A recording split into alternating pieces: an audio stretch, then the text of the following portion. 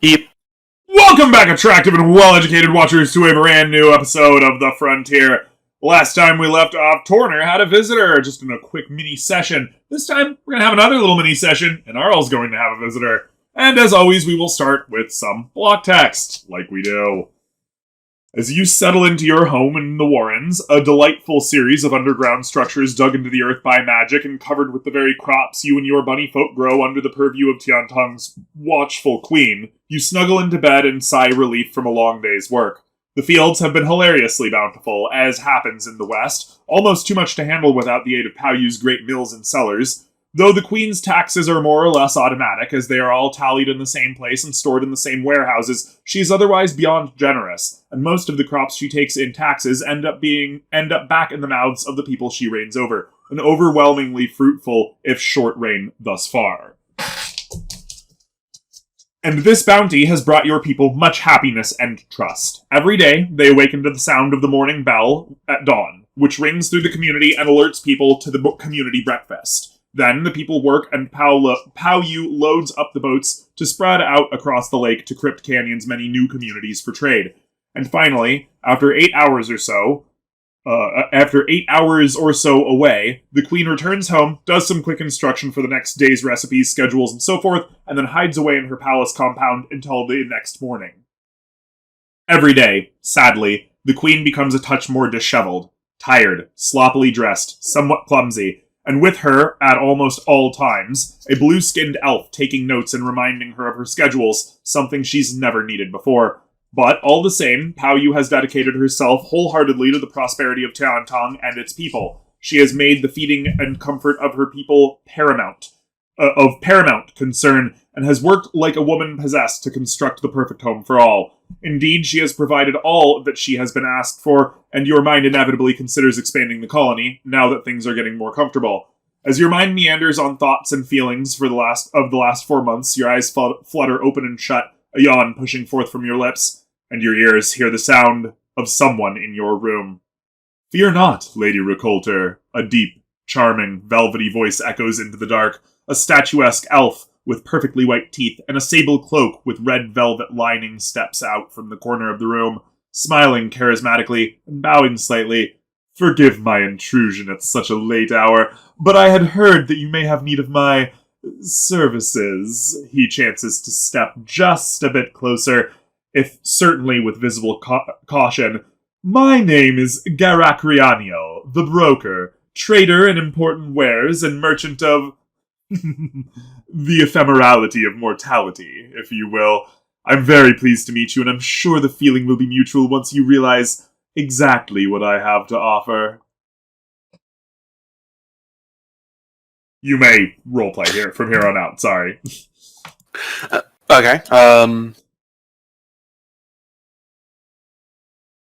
Sorry, brain's got to shift into the right gears.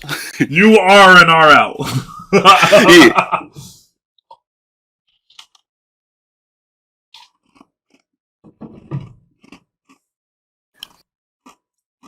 So she would definitely be alarmed by the fact that, someone has just appeared in her room. Obviously. Okay. What do you say? Yeah, that's what I'm trying to figure out, sorry.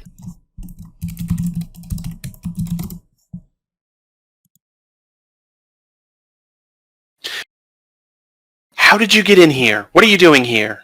Oh, I assure you, I have my ways. I'm here, though, only to trade and do good, mutually beneficial business with you, if you would be so interested.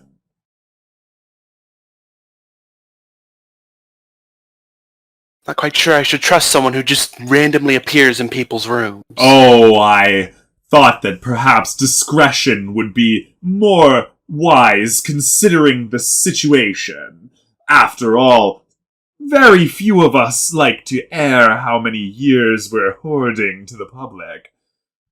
You seem to misunderstand. I am a broker of life. I trade in years.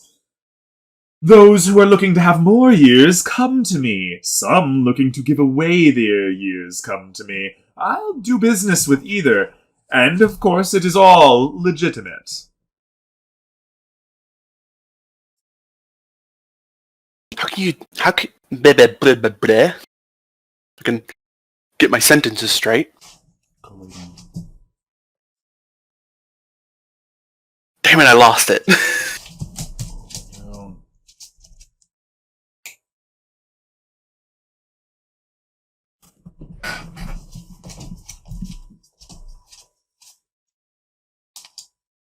How can you...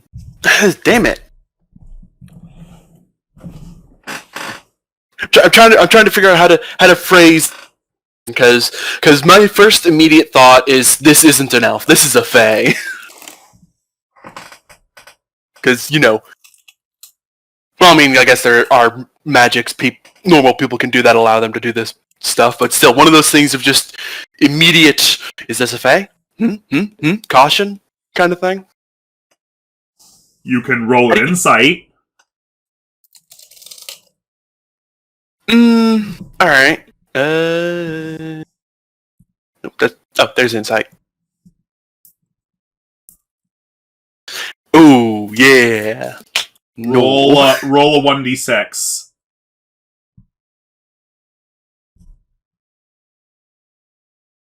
This guy seems completely trustworthy. He seems a little shifty, of course, but he seems completely trustworthy. Alright. Like, other than he's just a business guy, right? Alright, well. Alright. Why have you come to me, then?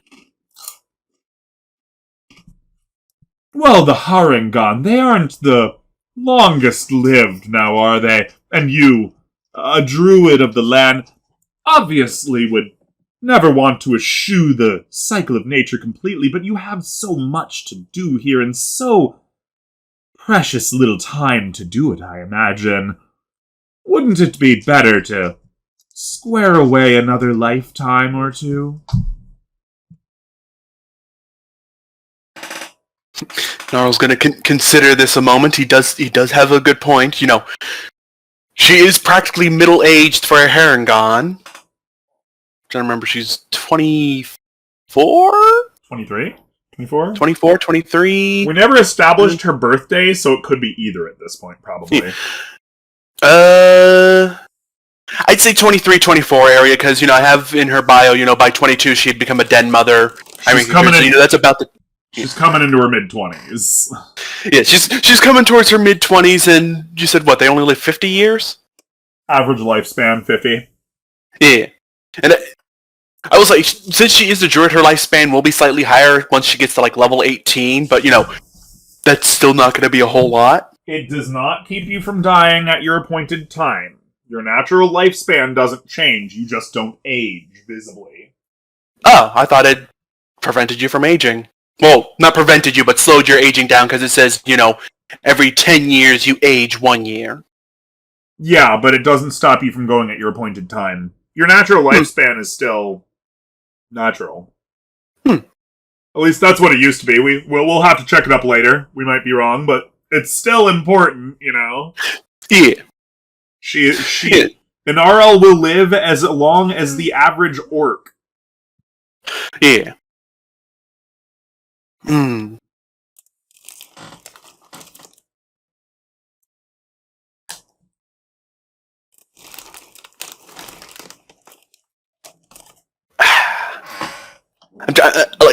I've got stuff in my head. I'm just trying to get the words to word.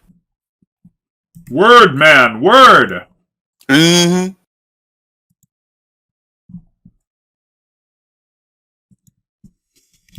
Your offer does sound interesting, but what's the catch? Oh, no catch at all, my dear Lady Ricolter. I am a legitimate businessman. I seek only to take as much as is due in the contract. After all, how would I be able to keep doing my business if I did not retain honesty in the transaction?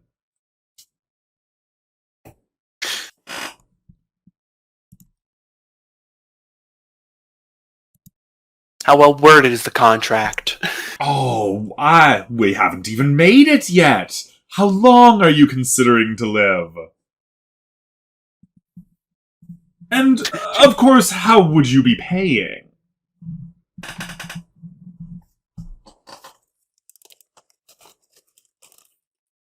What are your acceptable payments? Oh, well, money, of course, is always a good option. But I can, of course, be coerced into accepting other things. Maybe a particularly strong and important memory, or perhaps... Ah, I know! Well, how about this, then? For the Harengon, life is such a precious thing, so short and fleeting, and yet you're so dreadfully productive. Always digging and making and finding new things to do. And I personally run a rather standard rate for the shorter-lived races. You see, life has so much potential, and for those such as yourselves who value life so much more, I'm afraid a year is very valuable. So, how about this? How about 3,650 gold pieces per year rendered?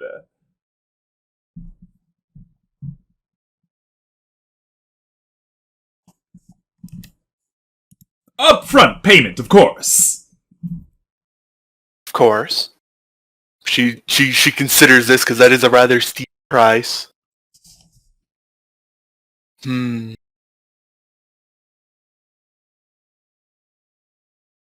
Terrifying, I know. Such even and basic payment is hardly ever found anywhere else with the otherworldly powers, all of which you are always trying to take more than they are offered.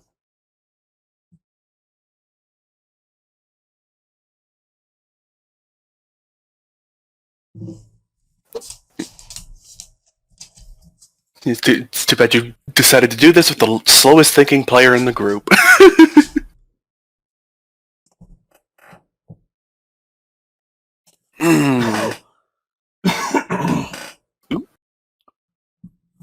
He sees you pause and says, I understand, it is quite a sum, but you are an adventurer after all.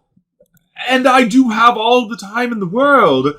Or alternatively, we could discuss separate methods of transaction. I'm willing to listen to what you have to offer, but I can't make any promises I will make a deal. Oh, goodness, well, I am not completely aware of exactly what you're holding in reserve. What would you be able to offer? What is so much life worth to you?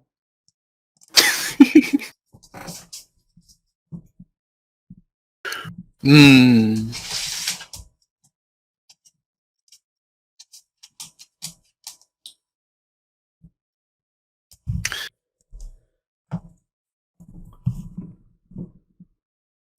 is, I don't know if Inarel would be so willing to give up a lot of information. Like, knowing the Fae are running around, even if this guy seems legit, he might not have legit backers, depending on where he's getting the life. But, it's one of those things that's like, still on her toes. Still on her toes. Well, you can always assume he's at least looking to make a profit, so you're never going to cut as even as you'd probably like. Yeah. But that's not, a Fae thing, that's just capitalism, you know? She's not so much worried about profit as she's so much worried about what if there might be consequences or catches or something. Roll an Arcana if you think you want to try to find out what he might be. Inarel has pulled some lore rolls out of her ass before that have been particularly good. Mm-hmm. It's just one of those things that, she's been around enough people, I want to say, that she knows that a good deal might not be as good as it sounds. Inarel has never heard of any Fae that trades in life and years and stuff like that.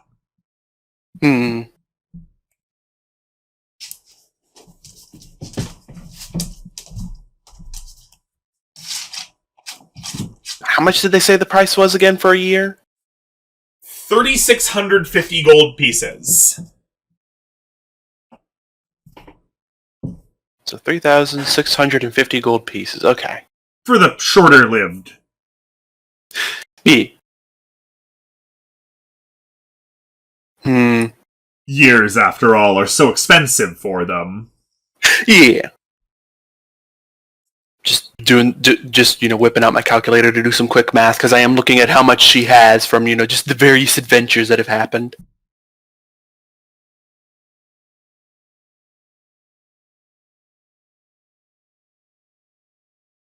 Oh, jeez. Don't think she could even afford a year. Well, alternate payment methods.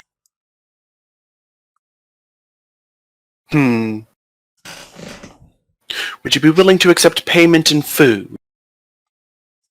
I'm afraid food goes bad. Years do not.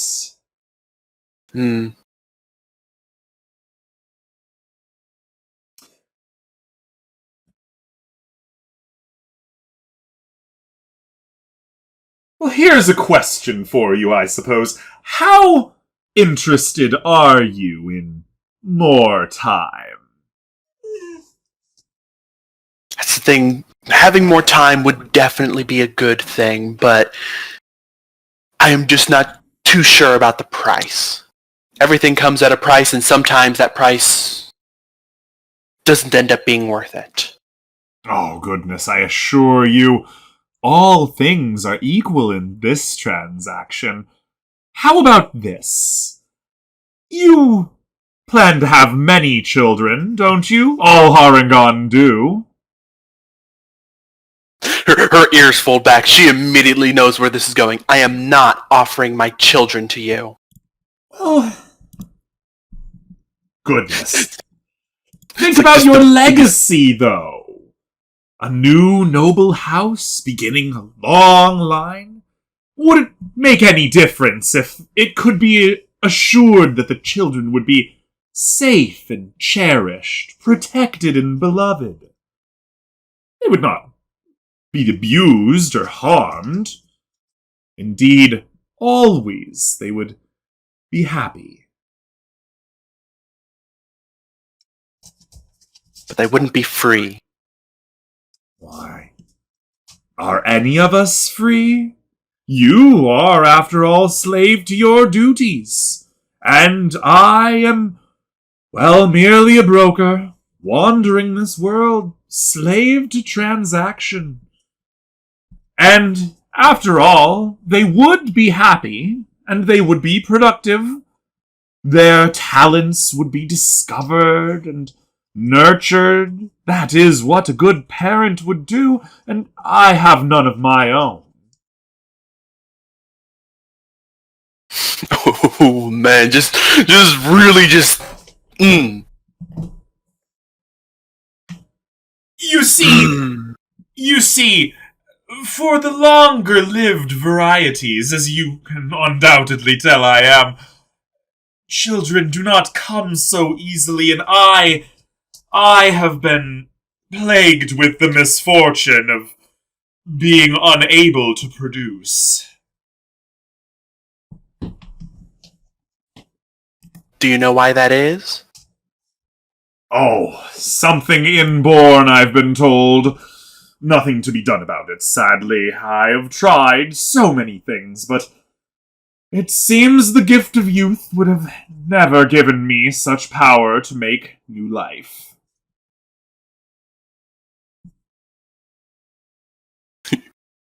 She smelled an opportunity, went for it, and then was immediately just snubbed in the nose.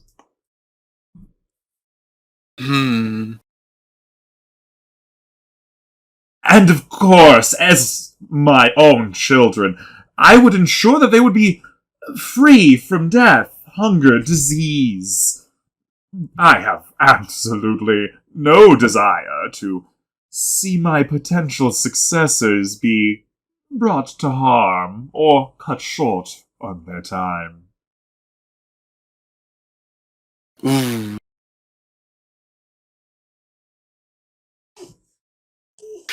oh, this deal is definitely one of those things of like, when he first started talking about, oh, hey, you could give me your children, that was like an immediate offense because of the whole, life is precious thing. And he pretty much said, hey, if you give me your children's life, she's like, oh, hell no. But then he's talking about this, making their lives better. It's just like, you're making that, oh, hell no, a little harder.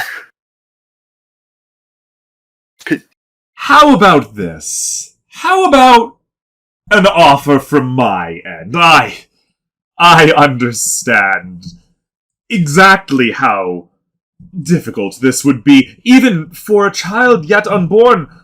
How about I would give your firstborn child's entire lifespan to you in exchange, or alternatively, the entire litter, your first, for 300 years. Come what may, however many you have.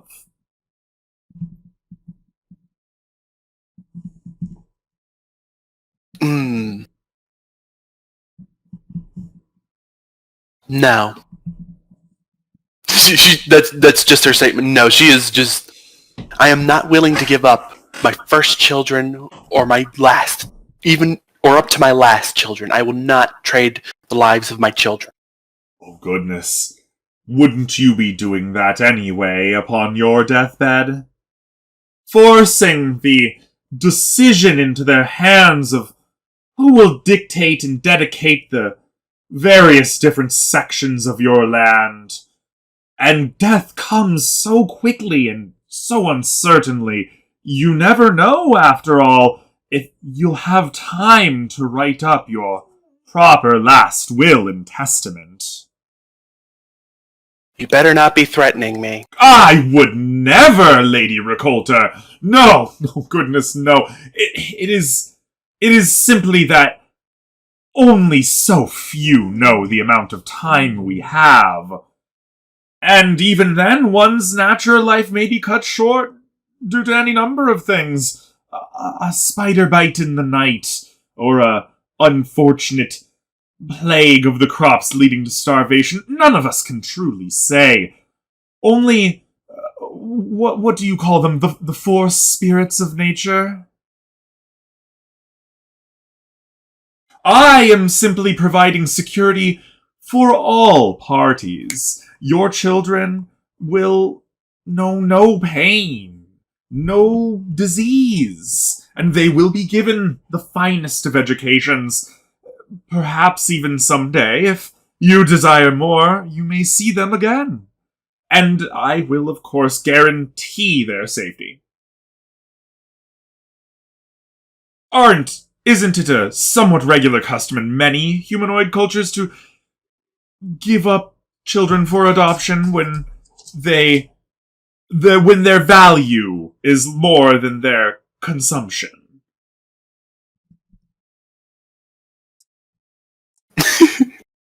Man.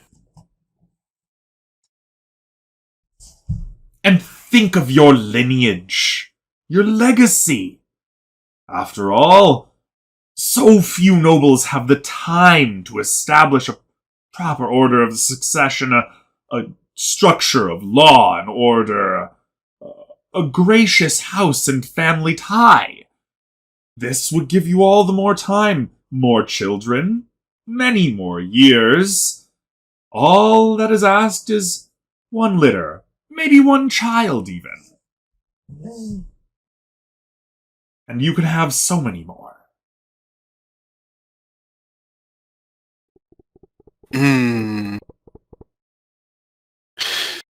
This whole time she's just staring. Well, she's been staring daggers at him since he appeared suddenly in her room. But it's just one of those things of she's roll a wisdom save.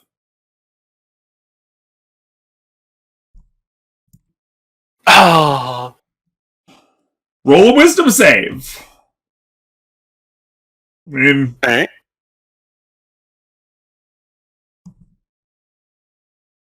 Two seconds. You have to roll this privately. Yeah. He's right. You can make a lot more children. And if he can promise that they'll be safe and free from disease, then legitimately they have a better survival chance than most Harengon children, who have, as so many humanoids, this problem with kind of dying before they're 5 years old. And that's the thing. She knows he's right. She knows this would be a good offer for her children, but at the same time, it's just, they're her children. Roll an insight.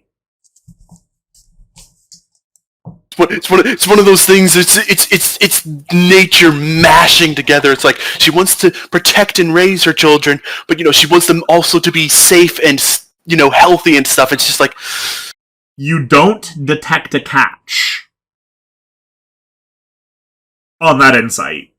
You don't detect a catch. Yeah.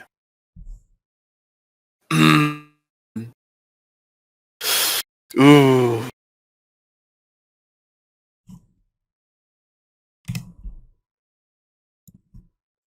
I will need time to consider your offer. Of course. A request, a transaction of such gravity is never easy to make on the spot. How about we stay in touch? If you ever need me, just think about me. Call my name with your mind, and I'm sure I will hear it within the night. And next time, I will consider knocking, I suppose, for your comfort. That would be preferred. Yes, thank you. Of course. Well. It is late, though, and I seem to have bothered you during bedtime. Have an excellent night, and sleep safe and healthy. And with that, he steps back into a shadow and disappears.